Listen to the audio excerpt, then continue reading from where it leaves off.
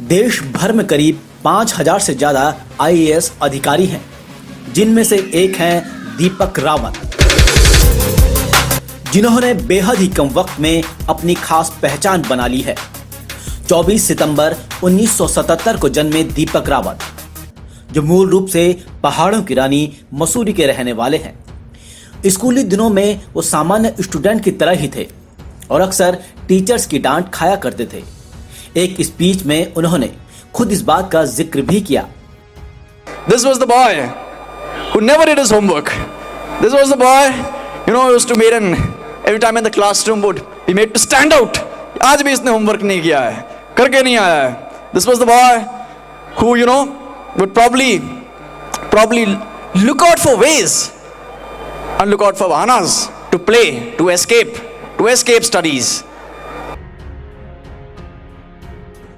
स्कूली पढ़ाई पूरी करने के बाद दीपक रावत ने ग्रेजुएशन में दाखिला लिया और इतिहास सब्जेक्ट में उन्होंने टॉप किया। इसके बाद 2005 में वो इंडियन रेवेन्यू सर्विसेज के लिए चुने गए और फिर 2007 में सिविल सर्विसेज की परीक्षा पास की, जिसमें वो 12वें स्थान पर थे।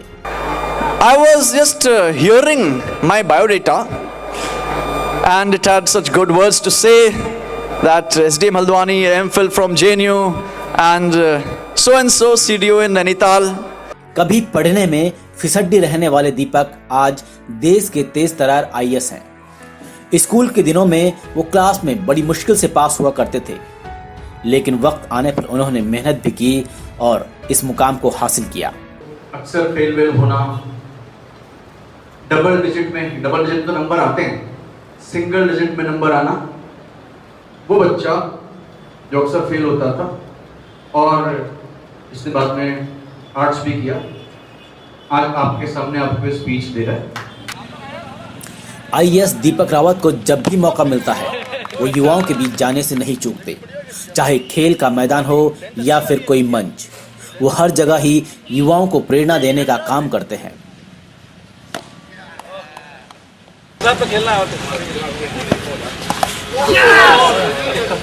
अच्छे हैं, नहीं खेलूंगा मैं हिंदुस्तान में।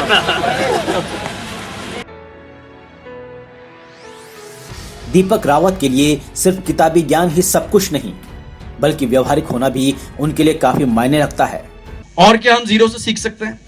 I told him sir, zero से हम सीख सकते हैं कि हमें जिंदगी में हमेशा न्यूट्रल रहना चाहिए, क्योंकि जीरो किसी को जोड़ दो तो वही नंबर रहता है, जीरो से कुछ घटा दो, एक से तो जीरो किसी घटा दो तो भी वही नंबर रहता है। नहीं सर, और क्या सीख सकते हैं? मैंने कहा सर, और हम ये भी सीख सकते हैं कि जीरो का मतलब है कुछ नहीं, इसलिए हमें ध्यान रखना चाहिए, हमें इसके नीचे तो कम से कम नहीं गिरना है, इसके तो ऊपर ही रहना है। दीपक की दर्शन शास्त्र में काफी रुचि है, वहीं वो गीत संगीत सुनने के भी शौकीन है, खासकर पुराने क्लासिकल गाने, जिनको वो खुद भी गुनगुनाते हैं और मौका मिले तो गा भी लेते हैं। पुकारता चला मैं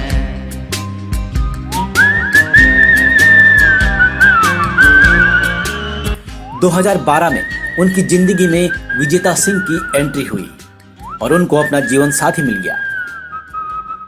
हरिद्वार के डीएम दीपक रावत के आज 2 बच्चे हैं। उनकी बेटी का नाम दिरिशा है और बेटे का नाम दिव्यांश। वो अपने परिवार को ही अपनी जिंदगी मानते हैं, वही उनका संसार है। एक दिल एक जान हो गए, मंजिलें एक हुई, हम सफर बन गए, मंजिलें एक हुई, हम सफर बन गए। आजकल तेरे मेरे प्यार के चर्चे हर ज़बान पर, सबको